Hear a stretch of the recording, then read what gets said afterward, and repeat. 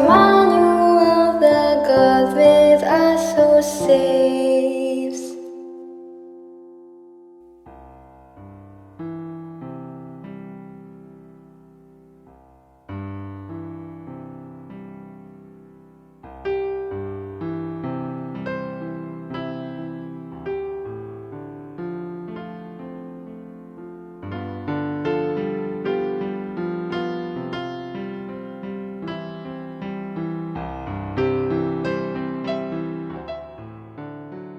When we talk of apparitions of the Blessed Mother, there are three things na I think we cannot avoid.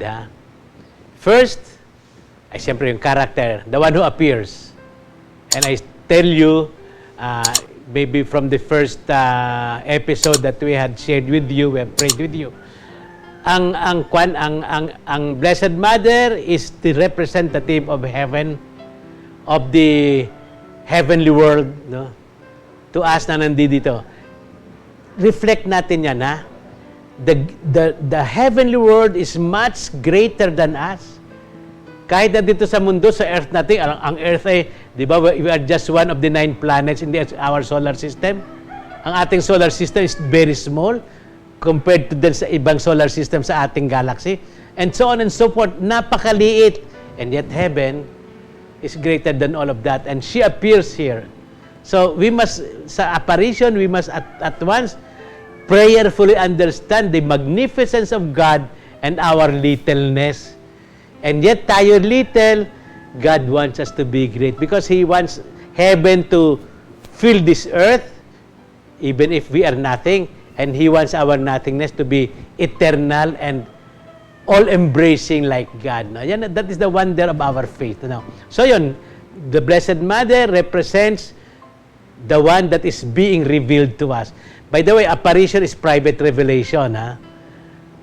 Ang public revelation that we must believe in is the Bible. The Bible actually is late already, but we call that the Word of God is spoken and then later on written. No?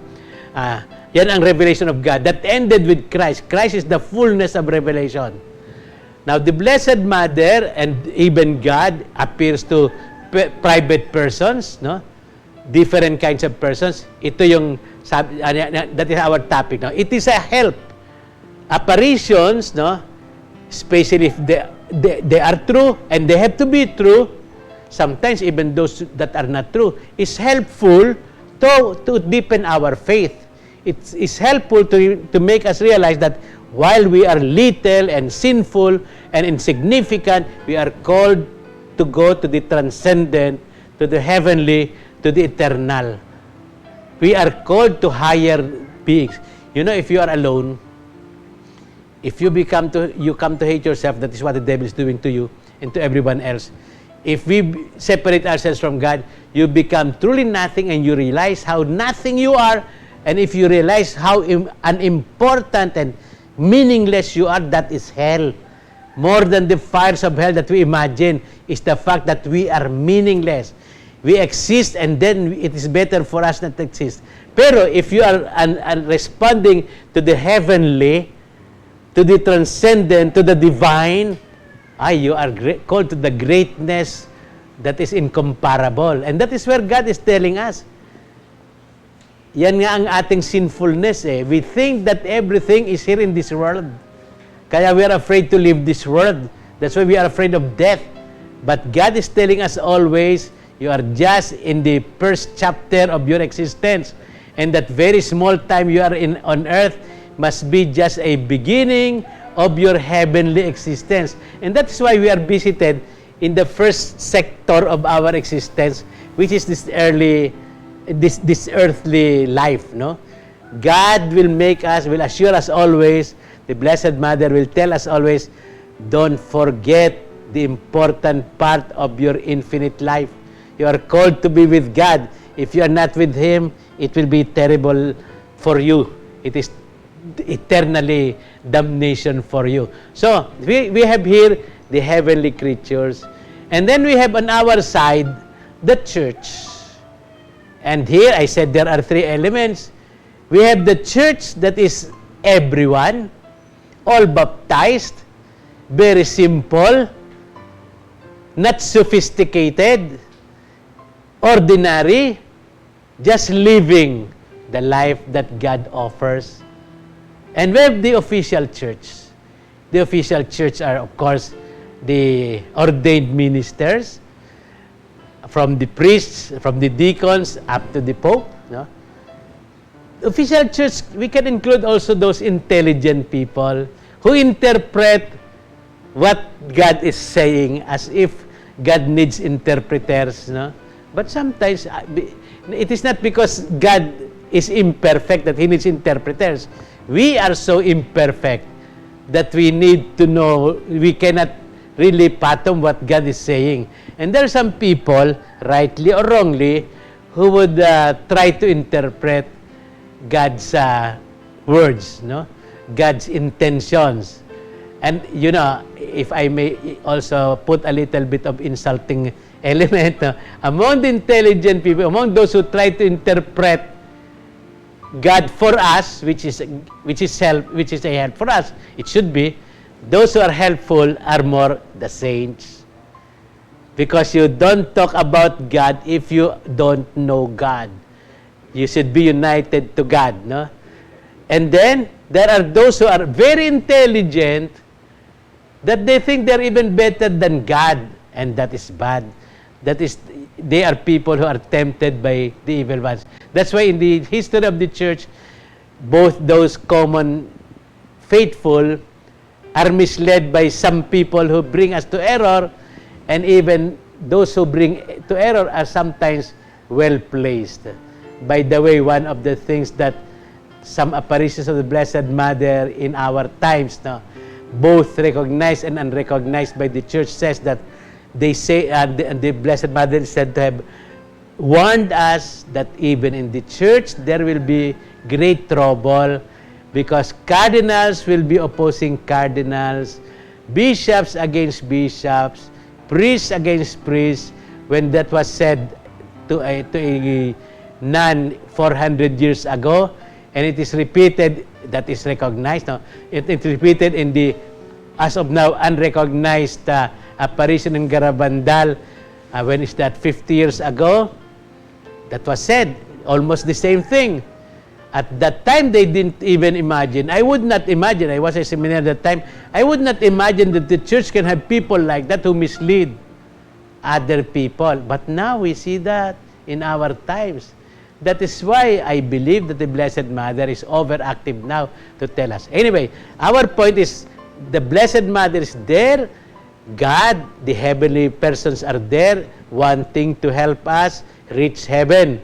So by warning us against the wrong things that we are doing or we are being led to, and also reminding us of the right things that we have forgotten and we must recall that, and also guiding us to prayer, no, in order to be united always to God, especially fidelity to the Holy Eucharist, and also reflecting on the Word of God through the mysteries of the Holy Rosary.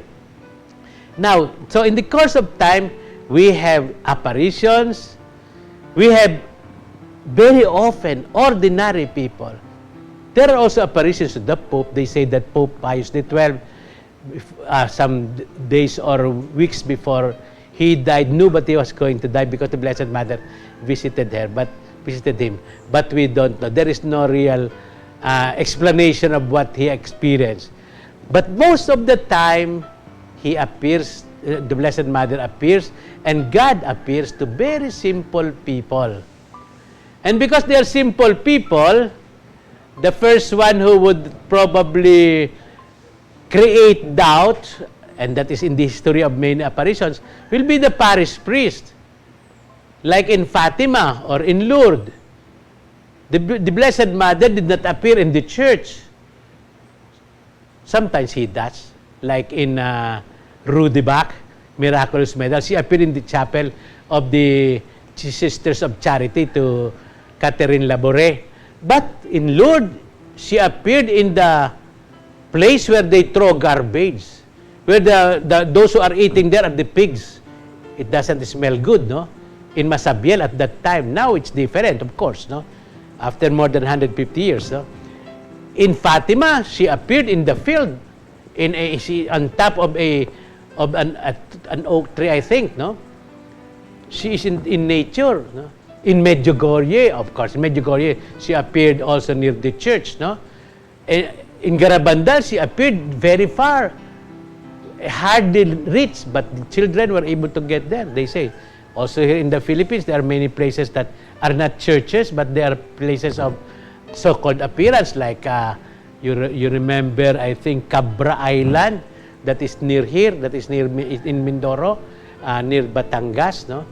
Simple place, simple people, and that's why when you come to the parish priest who studied a long time to become a priest, it's not their fault, huh? They should be careful because people are going there. And sometimes parish priests are angry because people go to Masabiel or go to that place of the apparition in Fatima. Fatima is very far from the parish church, no? And instead of the church, of course they don't really neglect the church. They go there for Mass, but they see something happening elsewhere. That is a proof also. You know, the churches are places of worship, but God has to be worshipped anywhere in the world, any mountain in the world, or any place, including in our private homes and houses, no? So there, God and the Blessed Mother, the saints, the angels would appear to very simple people, and most of the time, that will not be accepted at once by the official church. In the beginning, the official church does not have much role when it comes to apparition. Including, for instance, in making saints, nobody canonized. There is no pope that canonized Saint Peter. There is no pope that canonized Saint Tarcisius. But the people knew these people. They are holy people. They are people who offered their lives for the faith. Or many people who had been instrument of God's healing and salvation. Good people, good teachers like Saint Augustine. Saint Augustine was not canonized by the official church. He became a doctor of the church. It was recognized only later on. So in the first centuries, even I would say the first 10 centuries, many of the saints were canonized by public acclamation. Everybody knew that this person is a saint because he lived a very saintly life. Most of them are the hermits who prayed all their life in distant places, or bishops who were very good guides of the people, and even kings, no, who had been faithful while they were empowered by God to rule a country. They still remained humble and faithful to God. So these are people who had been canonized by public acclamation. No need for the institution. By the way, the institution comes later. It is always late, even now. When there is apparition somewhere, the bishop will call for a group of experts. Sometimes they say that the bishop is calling even atheists because they will make it possible that they will always doubt. When an apparition is true, sometimes the atheists become believer. No. Like the author of the Song of Bernadette, he was an atheist, but when he came to know Saint Bernadette and what happened, she became a great believer and wrote that beautiful story, novel, no? So, the church usually chooses experts, those who are doctors, and you know, many, especially during our times and immediately the last centuries, many of the intelligentsia, so filled with intelligence, they think that the most intelligent one, who is God, does not exist because they believe they are gods, no? They think they are already intelligent, nobody is more intelligent than them. So, they are chosen to analyze, is this really a miracle? Somebody was cured, supposedly in this place where the Blessed Mother appeared. Is that really beyond nature? So they choose sometimes those who do not believe, but who are so experts in science and in philosophy and theology, and they create all kinds of objections. And most of the approved apparitions, no, are results of their investigation. Those who do not believe may end up believing, but those who do not believe will always say, we cannot understand. No, those who continue to believe. No. It was Franz Werfel, no, the convert of Luther, that said, for those who believe, no argument is needed. For those who do not believe, no argument is possible. Because they have made up their mind not to believe. No? So anyway, in the beginning, there were no authorities to judge not only places of apparitions, whether the apparition was authentic or miracles. Many shrines became shrines because of apparitions. But there are shrines that became shrines simply because people are praying there and apparitions came after. Or maybe there are no apparitions, but there are miracles. All because, the first thing that caused miracles, even in the Bible, God cannot do anything if you do not believe. He will not do anything if you do not believe. But the thing is, the first is there will be faith. And I don't say faith of the one to whom miracle is done or the one to whom the apparition is visible, but faith of the community. That's why the church has always to recognize the visitation of God, the presence, in fact, of God and of the Blessed Mother, because she is a community of faith. That is what needed. That's why for me, the heavenly part is really, the heavens will never hesitate to visit our earth, to visit our world, because it is up to make our world part of heaven and the whole world really heavenly. That is their mission. That is God's desire. So they will appear whether you like it or not. But sometimes they appear to people in whom you don't expect much. The poorest, like Saint Bernadette, for instance. The parish priest, Abbé Peyramal, says, you ask your beautiful lady, what is his name? What is her name? And she kept on answering. Finally, the Blessed Mother said, I am the Immaculate Conception. 1858.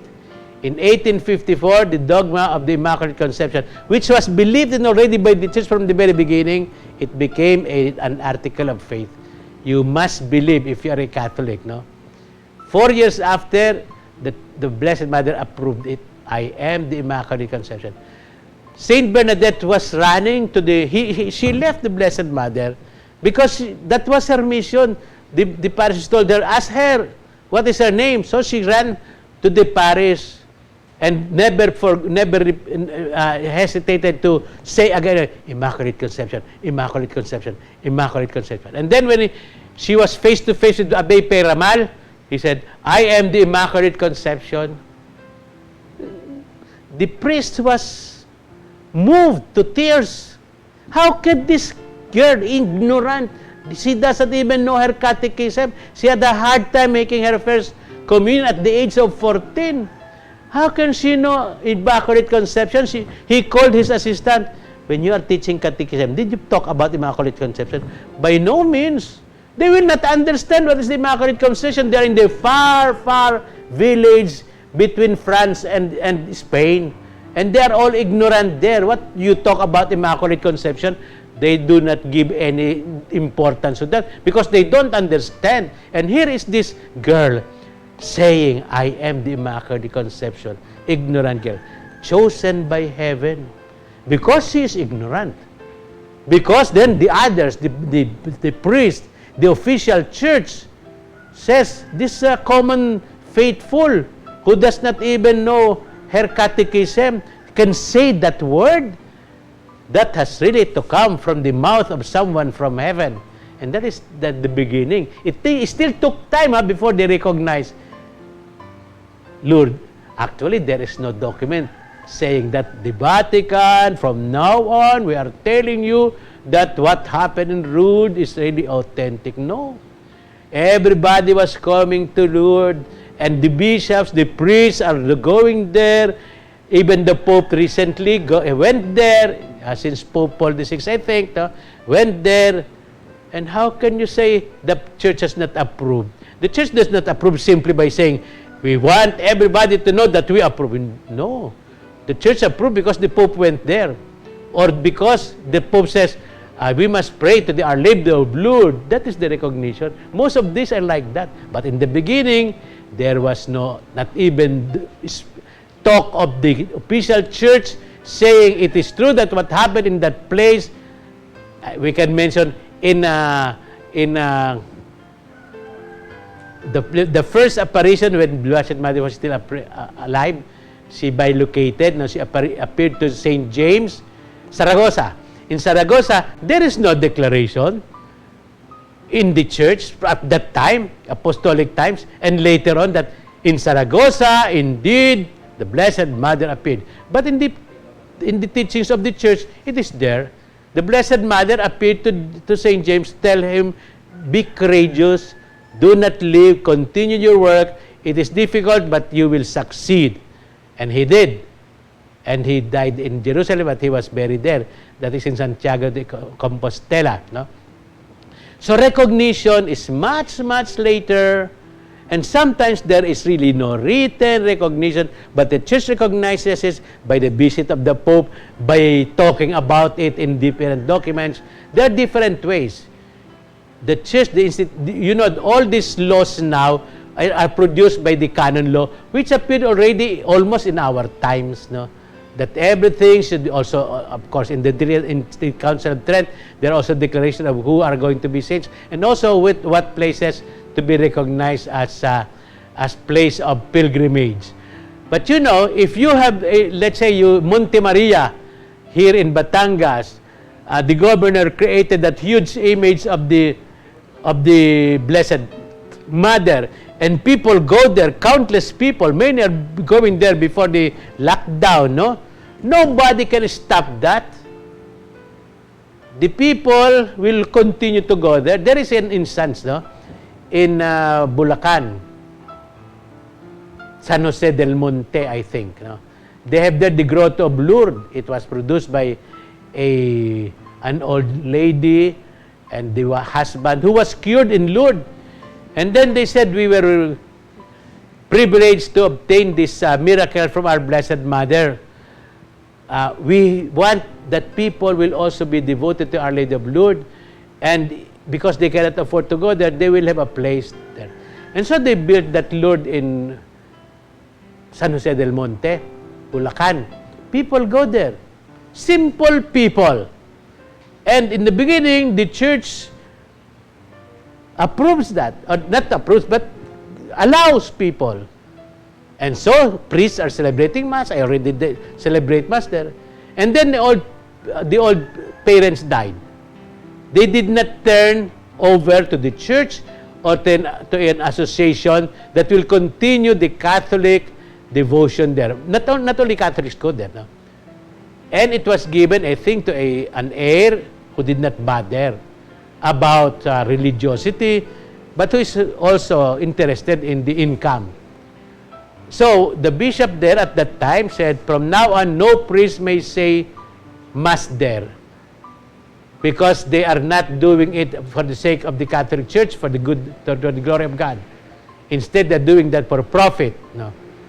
And so, we do not encourage people to go there. But people kept going there. Those who are celebrating Mass are Agrippians or priests, Catholic priests who left the priesthood because they are being paid and they bring money. So the Bulacan diocese warned everybody, and we cannot stop them. I don't know what happens now. That is also true for a special image in Nabot. That's where I was a young priest. No, people go there, but there was a time when the church discourage people to go there, but they cannot stop that. Because they go there out of devotion, and they don't know why the bishop is forbidding them. They want to pray. So, places of pilgrimages may not be approved, but it is a place where people want to pray. Nobody can stop that.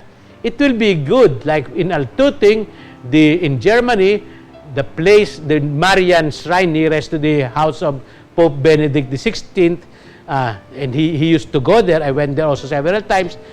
That was a place where people gathered together since maybe the 7th century praying there. There is no apparition, but there is no recognition, official recognition. But people pray. Benedict XVI also prayed there when he was a young boy and also as priest, no? Because he is devoted to the Blessed Mother. So, this if there is apparition or not, it may be neglected by the church, ignored by the church. But if people pray there, nobody can stop them. And if people feel that they receive graces and they feel the presence of God and the Blessed Mother, then nobody can stop them. So there are apparitions of the Blessed Mother, and so many, not all of them we know. Not all of them are recorded. Some are there very short stories, no? But people, they have forgotten the visionaries, but people continue to go there. Because they feel the presence of God there. So, you don't need really the official approval. In the first place, of course, the Blessed Mother will recognize that, no? Will the Blessed Mother seek the approval of the Pope to appear to Bernadette or to anyone she likes?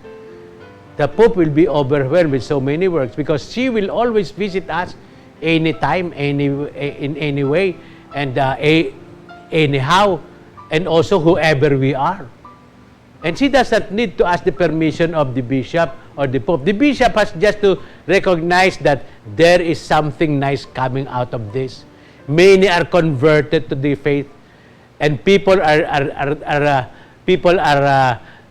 brought to holiness of life. Nobody can stop that. Nobody should stop that. No, yes. This is to tell all of us, in this series of apparitions. First, if apparition is visitation of the Blessed Mother, just believe the Blessed Mother wants to visit every one of us.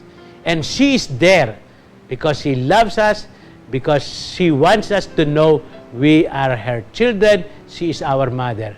When she appears and you see her, one of the first things or one of the important things she will tell you, am I not your mother? That was said in Guadalupe everywhere. But if you are lucky to be recipient of the real vision of our Blessed Mother, if it is true, thank God for that. Do not be proud of that. You know one of the signs that it is not true? The visionary is proud. That he is different from others. No. Bernadette, Fatima, all of them said, why was I visited by the... What makes me special? And they become more humble. That is a great sign. Humility.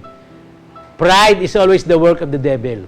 But humility, you can see God is there. So there, we must... But of course, we are very happy if the official church will recognize that. We pray that we will always recognize her presence and God's presence, and that the church will always accept the place and occasions that we can be converted and pray. These are all authentic signs that God is with us and we are loved by Him and we should be with Him too.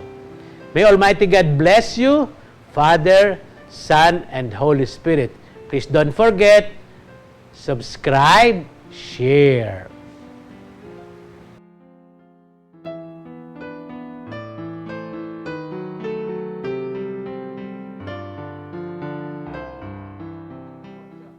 Dear ETVN followers and community members, please continue to subscribe and share with others our series on the apparitions of our Blessed Mother, so that her blessings, her love will be known by many and shared by everyone. God bless you.